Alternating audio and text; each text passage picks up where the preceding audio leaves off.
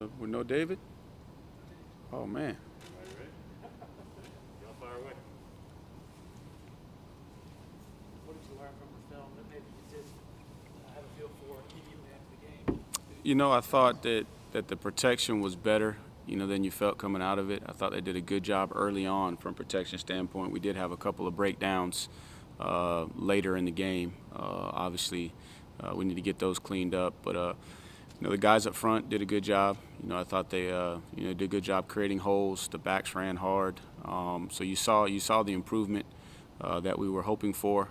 We gotta finish some drives more with touchdowns. Move the ball well, put the ball in position to score points, but we got to get the ball in the end zone and take that pressure off our kicker. Why do you think you guys are running the ball so much better over the last few games? I think it's like 4.7 yards per carry in the last. I think a lot of it is too the backs. Those guys they're becoming more comfortable. You're playing two freshmen right now. They're starting to understand things. I thought Phil did a really good job in game of making adjustments. There was one that he missed. Then we came back to the same play or similar play later in the game, and he made the right cut. So they're just getting more comfortable with the scheme. Offensive line is doing a better job overall of communicating and making sure that we're all on the same page, targeting the right guys, coming off of our double teams at the proper time. So it's just that cohesion is starting to come together, and I think that's what's allowed us to be able to effectively run the ball. Does it make it more encouraging that this is happening amid the continuing musical chairs in the offensive line? Credit to Robbie and those guys up front, man. They've been under a lot of scrutiny here this season, and they've been those guys that just kind of work every single day. Guys have been ready to step up. Obviously, our situation this week, obviously day to day with a couple of guys. Hopeful that we get them back, but that may mean some more guys got to step up. But the expectation doesn't change. The standard doesn't change. So I've been proud of those guys to be able to mix and match and play multiple spots. And that's not easy. When a guy's got to play a right tackle and got to be able to play left guard. Calls are different. Things happen faster, especially on the interior. So it's been encouraging, that we've been able to kind of stabilize the running game, make some improvements in the passing game. I thought, and again, I think all of that just plays together with everybody's confidence elevating, and that's really what we need on offense, is just continue to have our confidence grow because we know we're capable, and I think we've seen, several instances of what we are capable of. We just got to make sure that we have that confidence to go out there and do it play after play. That offensive line with everything that's happened, is it kind of amazing that there are 5 guys available each week? One guy leaves, another one's coming in. Well, that's part of how you build your roster. You want to have about 12 to 15 guys on the offensive line, obviously spaced out different places in their career, so that you have a depth available. And it's just a credit to what Robbie's been able to do with a lot of those guys. Like you look at a guy like Rayburn. Rayburn's played center, played guard. He can even go out and play tackle for us. So just being able to cross-train those guys is you're preparing. You don't ever want to be in a situation like we are. But losing so many guys for the year, so many other guys have had to kind of cross-train and be ready. So, just proud of those guys. And we all know, in order for us to be what we want to be on offense, you gotta win in the trenches. And that's been where I think over the last couple of weeks, Pitt game, this game, I felt like our guys, won the trenches and gave us a chance. It seems like the core of guys has been available in different situations, different guys, but you haven't had to go too deep because somebody's just barely ready. Right. It's been mix or match, but proud of the guys like McFadden's played a lot of snaps. He's had to play a lot of snaps. Parks has had to play a lot of snaps, and most of the issues are interior wise, but just having the flexibility. Early on with Backhorst going to center, got us through for a little while until we could get Rayburn ready to go, and then Trotter comes back from injury. So, and also those guys too, man, pushing. Putnam. I'm brag on Putnam. Putnam twisted his ankle in the game. And he refused to come out and came back in and finished the game, on a hurt ankle. So that just shows you the commitment, and the toughness that those guys have up front, and how much they want to battle and how much they want to play for their teammates. So those guys are scrapping, they're battling, and we just gotta keep getting those guys back healthy when we can. Obviously, I don't know. Obviously, Bockhorst is done. Dietrich is done for the year. So there's guys we're not going. John's done for the year. We're not going to get them back. But the ones that we do have, we gotta make sure that we get them to the game, get them healthy, and then have everybody ready to play multiple spots. How do you feel like blocking the tight ends has been? It seems like it's improved. You know, it's I would say this past game. Well, first of all, I think physically, they're doing a good job. They're sticking their face in there. Changed up a couple things, studying in the off season, just some of the targeting and kind of philosophy of what we're doing on our inside zone. Really trying to be more physical at the point of attack, so we can allow the cutback lane for the running back and not get washed. Davis sets the tempo for that, and all the other guys are kind of falling in line. They understand what the expectation is. Technically, I didn't feel like we had our best game this past game, and a lot of that was we were doing a lot of the divide action zone stuff, and they were wrong arming and they were ducking and dodging, and we didn't get our hat across. But overall, I think they understand what the mindset needs to be blocking wise. They're taking pride in it, and I think that as well has helped us in the run game. And I think the receivers did a much better job on the perimeter, blocking. And you look at Phil's long run. First of all, I don't know how he gets through that hole he got through. And that's because before he tries to bounce it outside. So this time he said, you know what, I'm going to go ahead and put my foot in the ground, and he squeaks through. But really what made the play is you got Ngata and you got Sage down the field blocking guys, 30 yards down the field. And so that's how you generate explosive plays, is when the receivers do a really, really good job on the perimeter, and I thought they did.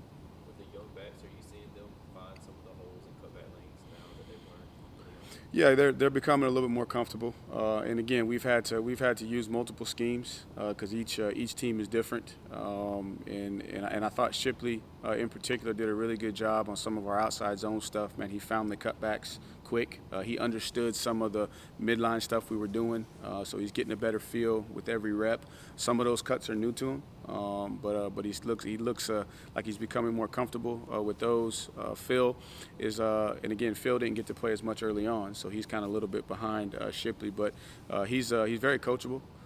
He's very, very natural, and I think he's much bigger and stronger than people realize, and he's got deceptive speed. So I think all of it's coming together for those guys. CJ's doing a tremendous job with those guys, having them ready to play each week. Tony, with all the injuries, how do you practice during the week? As coaches, how do you try to make sure you're not doing too much of the guys that are there? Right. And try to have enough bodies. Correct. So Coach Sweeney does a great job just from a holistic standpoint of, as we get into this season, he makes sure that he controls us by the amount of time that we practice. So he makes us be efficient with the reps.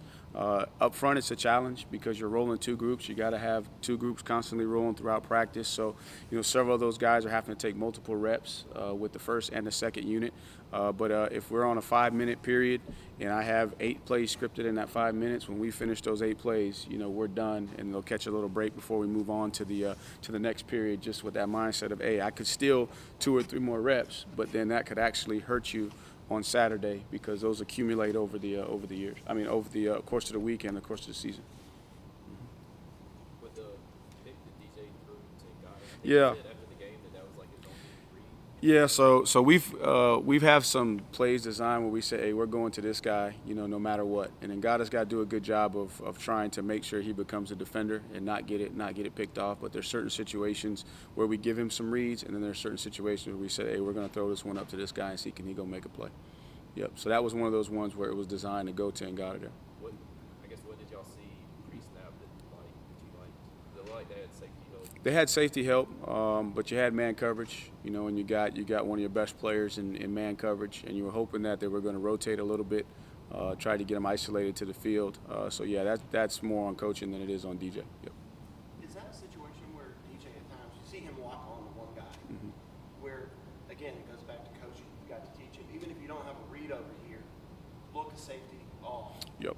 And then come back. Correct, and all those things are just nuances. That's what we call the game within the game, and that's where that's where experience comes into play. You play the game within the game. You understand the totality of the call. You understand the situation, and for us it was, hey, let's try and give Ngata a shot. And worst case scenario, you throw one up, it's picked, it's like a punt.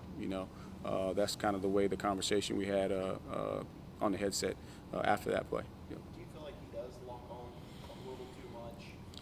You know, at times there's some situations where you'd like for him to look off the safety, but then there's also other situations too where he has to get an early read on a guy. So you see, he get an early read and then he's got to go. But again, that's where that you're asking about that play. That's us just trying to simplify some things for him too, so he doesn't have to scan the full field in certain situations. But he's growing, he's getting better. But those are things that he'll continue to work on. And that's tough as a quarterback too. You know, when you're in the heat of the battle and you're trying to play the game within the game, especially when things around you hadn't been as smooth as you like to, and everyone's saying don't force it, don't try and do too much. You know, he's done a good job of trying to balance some of that. Aside from, I guess, Raver/Trotter, who do you feel most comfortable with 6 and 7 there for the depth?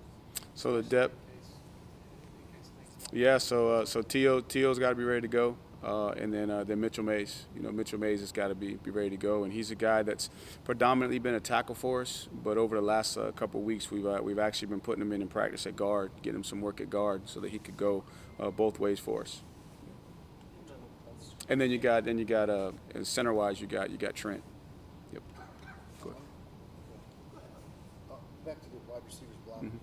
How much improvement have they made? Was it a problem early? And who do you think are the best guys as far as blocking? You know, I think EJ is probably the most physical guy. Man, he's a tough booger.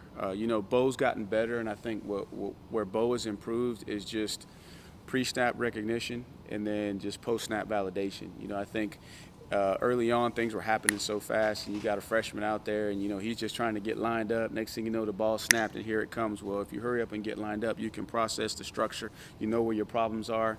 You've already processed the play, so that when the ball snapped, you can react. You know, Ross, you know, going back out to the field, you know, has done a good job for us. You know, and God is a physical guy. All of them are improving just from the standpoint of they're being challenged, and I think that they're playing consistently. But EJ, I would say, is probably the toughest and the most physical guy that we have blocking out the receivers.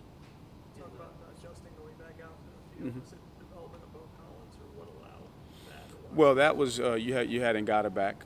You had Ngata back, and then you had a Joe, so you felt good about your 1-2 into the boundary. You know, Ross is probably most comfortable on the outside just because that's where he started his career. But we moved him to the inside because we had, you know, a bunch of guys coming into the season. You had Frank out there. But he's had to play all of them. But I think you saw just some of the things. If you watched him, man, he was playing a lot faster. He was much better with his releases. You know, he was making the back shoulder catch. So it was good to see him back out there on the perimeter. But really it was because you had Ngata back and you had a Joe. And now we can get Joe and we could get EJ and we could get Ross on the field at the same time. Help me out, because I'm trying to educate myself. Yeah. The screen game, Yeah. wide receiver screen game, has always been an extension of the run Correct. game. Correct. And so when I see it, to me, as an uneducated, I see it doesn't seem like it's working in the past. And I see, well, there's no Sammy Watkins or Right. David Scott, Right. Ray McLeod Right. running those screens. That's part Right. of it. And two, it seems like it's always out of habit. Right. Or somebody misses a block. Correct. How do you guys get that better? Or does it matter, because really that's just a part of keeping the defense honest? Right. So I think you approach it when you talk about any of the behind the line type of screens, whether it's a spot screen, whether it's a bubble screen, really, like you said, that's an extension of your run game, and you're trying to control the box. You know, so if you got 6 hats in the box, right, to block, then you're trying to control number 7. Over the years, what you've seen is people have been like when Sammy, everybody was so scared of Sammy, everybody was going to play 15 yards off of Sammy. You could throw it out there with no blocking and he was going to get yards. But you're seeing people are more aggressive. You know, they're triggering on those things a lot faster. I think early on you had young guys out there not quite understanding the speed of the game, so we missed several blocks. Amari Rogers kind of brought that back last year, but he's that unique kind of guy like a Ray McLeod. You know, not every receiver is going to be a guy that's a short area quickness guy that can catch a screen and go 50, right? So I think it's a combination, and you see we've been trying to throw screens to everybody, right, just because of personnel available. So for us, you know, we count that as part of our rush yards. But the expectation is when you throw it out there, go get 4 yards. You get 4 yards, you keep us ahead of the chains, right? I think sometimes you get greedy and you want to throw it out there and go get 10. You want to go get 12. You want to have an explosive play. But for where we are right now with everything that's going on, it's more so, hey, let's make that extension of the run game, get what's there, get the 4 yards. And I think going forward, as guys continue to play, we get that continuity, we get guys in certain spots.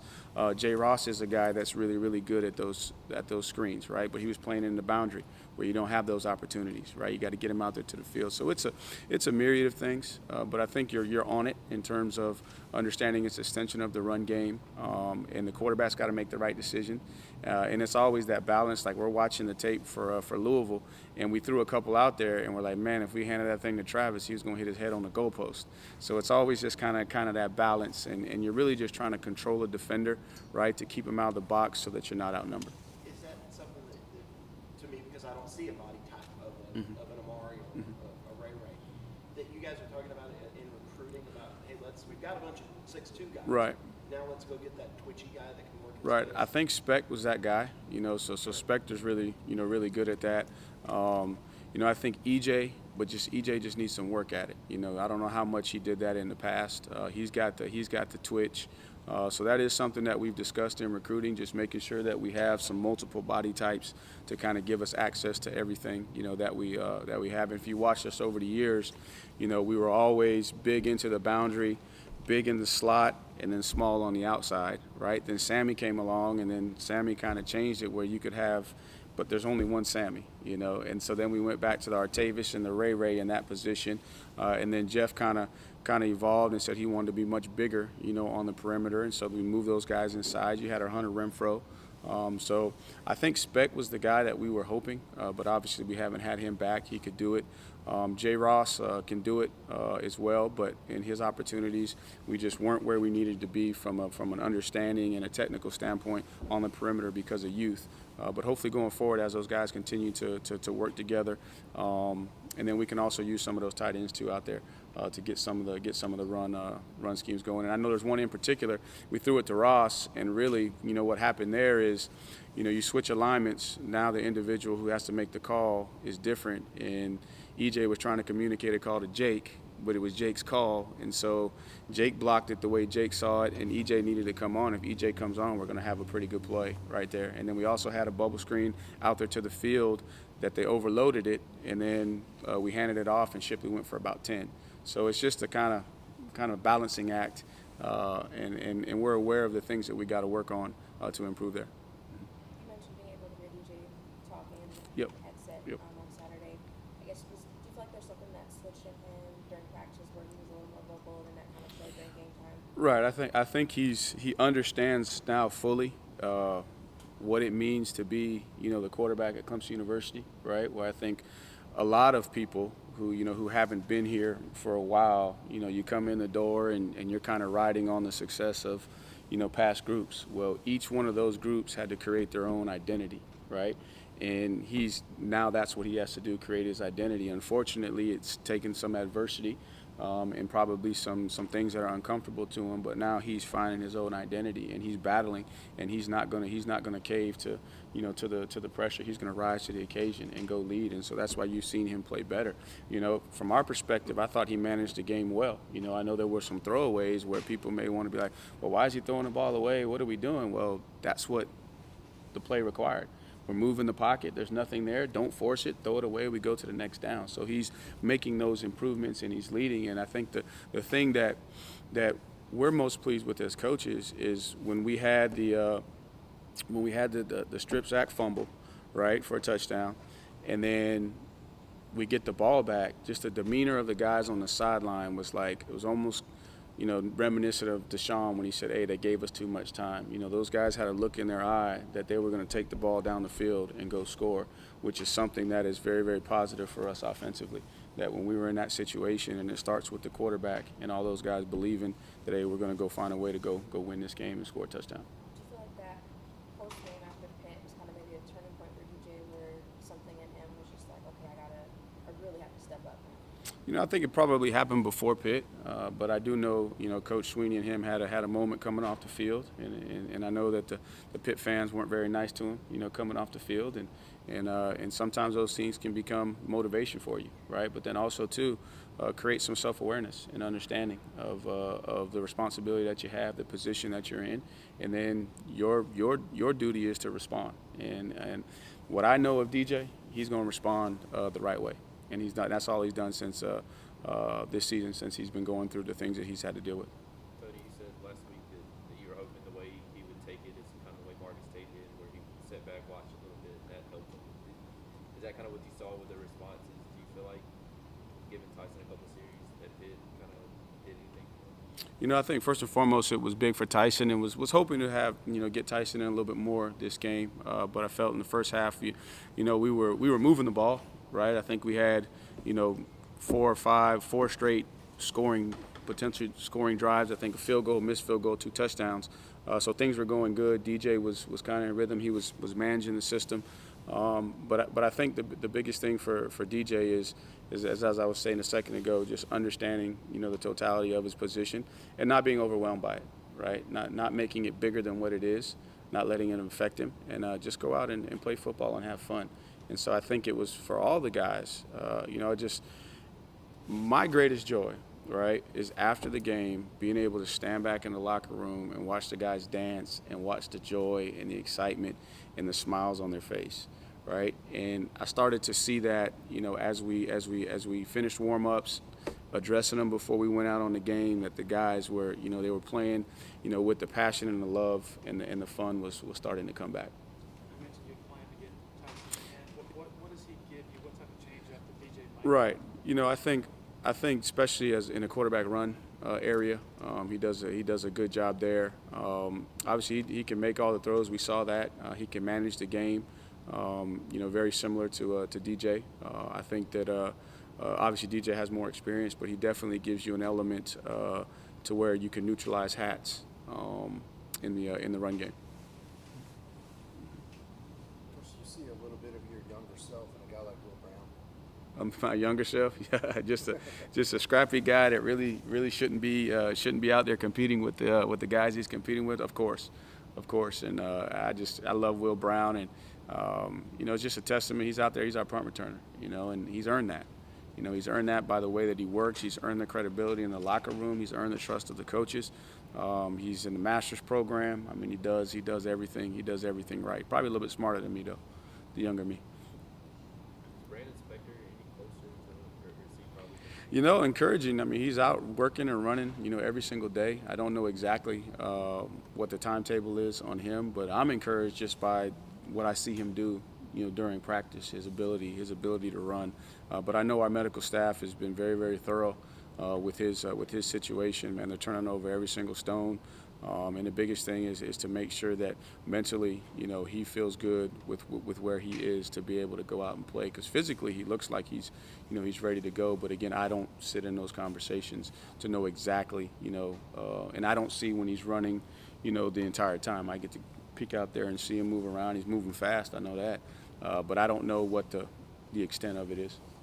With the speed of the game at this level of defenders, how hard has it been for DJ to make the right read amid that speed? Right. I don't. As soon as he needs to. I don't think it's been too difficult for him. I think there's some reads that there's multiple reads that you got to go through. That at times our protection, wouldn't allow us to go through. In this past game, didn't feel like he had many bad decisions. I think more of it was the protection, like the sack, all right, and the strip fumble. Everybody's going to look at DJ, but if you go watch the tape, right, he's expecting Davis, right, to break out, and Davis had enough room to break out. Well, Davis breaks in and he clutches the ball, right? So the ball should have been out. right? So that's more the issue of just the chemistry and the timing. And again, when you got guys in different spots doing different things, there's a lot of details, that you got to coach. And I got to do a better job with Davis of making sure he fully understands, that concept. That was something that we put in this week for him because we wanted to, try and feature him to a certain extent, because he's earned that. He's shown that he could be a big time playmaker for us. I can't remember if it was Davis or not, but the play where DJ kind of starts running up like he's going to run and then goes most of the time. Yeah. Was that Davis? That was Davis. That was open. It was close, right? It was close. We were hoping that the safety, right, was going to play a little bit further off the hash, right? But he kind of pre-snap he aligned like a little bit tighter than we wanted, and then when the run action came, he squeezed a little bit. Now he could have possibly, right, but it was still kind of close because the safety was on the outside. Davis was kind of leaning. Davis should have stayed a little bit more vertical, right? Attack the inside shoulder of the safety, right, to hold him and let DJ bring him to the hash. Well, naturally, you're playing the game, you bluff a defender, and he's looking back running, so he just kind of leans this way, and then the free safety was sitting right there. Even though his eyes were over there, that's hard to see. You got him boxed in. He said, you know what? That's where we felt like he managed the game in the right way. He could have took a chance, right, but he rolled out, he threw it away, and we moved on to the next play. Are there any questions on Zoom for Coach?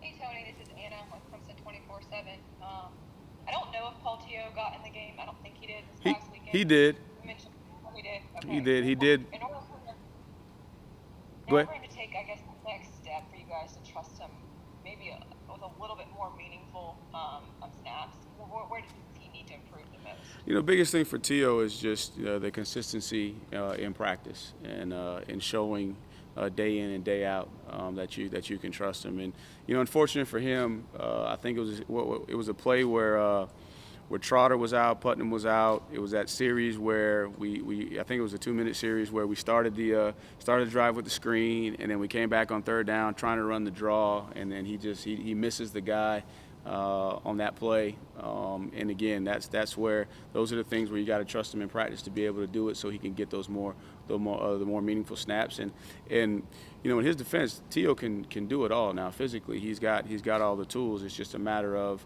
him being able to show in practice, right, that he can be trusted to go in and play either guard spot for us and then go produce at a high level. Anything else on Zoom? Any more questions here? Yeah. You said Maffa has deceptive speed. Are you referring to that initial burst he showed once he got through? The burst and then just a lot of people, like that safety thought he had him, or whoever it was, the defender thought he had him, and all he got was like a piece of his towel. So he can roll for a big guy at 225 pounds, and he's very smooth, very fluid. As for a big guy, he's got really good feet, and he's only gonna get better.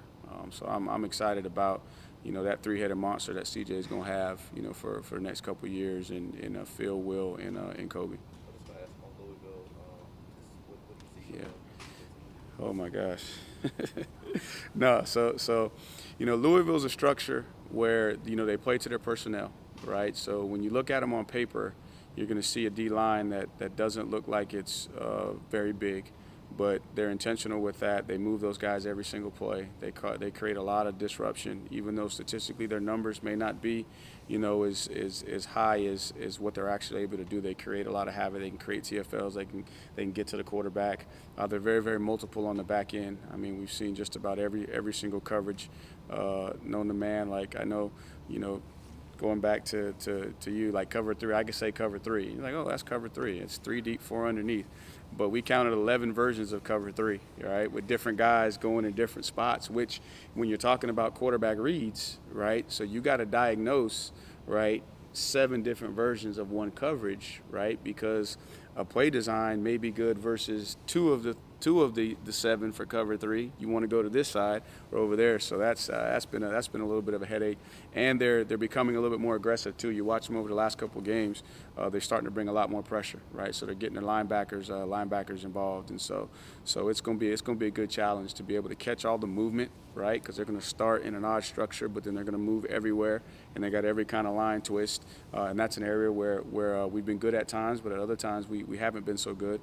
So that's going to be a good challenge for us this week to get the scout team to replicate that, because they're going to do it a lot faster than we can show them with the scout team, because that's just not what the scouts do on a daily basis. So it's going to be a good week of preparation to get ready for these guys. They're playing at home.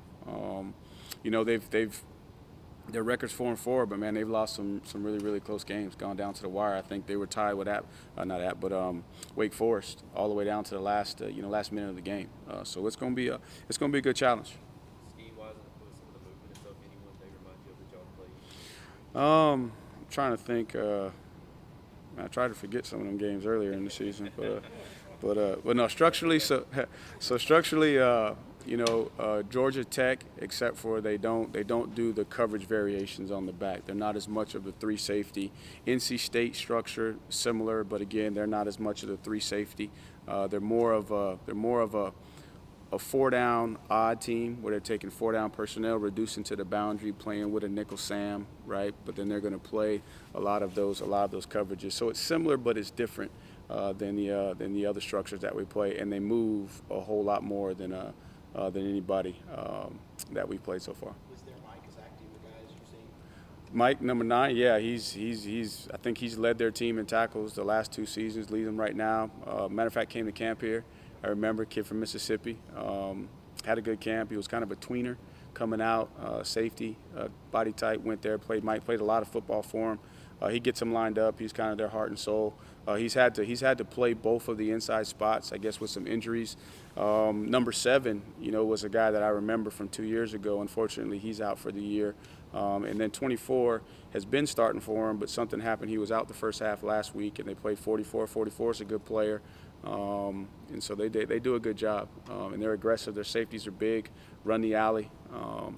And so you got to hat them up. There's going to be some creases, and this is where the young backs are going to have to be really, really disciplined this week, is because of all the movement, right? You're not going to get, the double teams that knock the first guy into the second level and snap off, and you can press your track, and then expect it to be somewhere. You're going to have your eyes, moving and dialed in, and as soon as you see a crease, you got to put your foot in the ground and hit it and be ready for some dirty yards. Like we like to say, them 4-yard runs are going to be good runs in this game. All right. Thank you, Coach. All right. Appreciate y'all.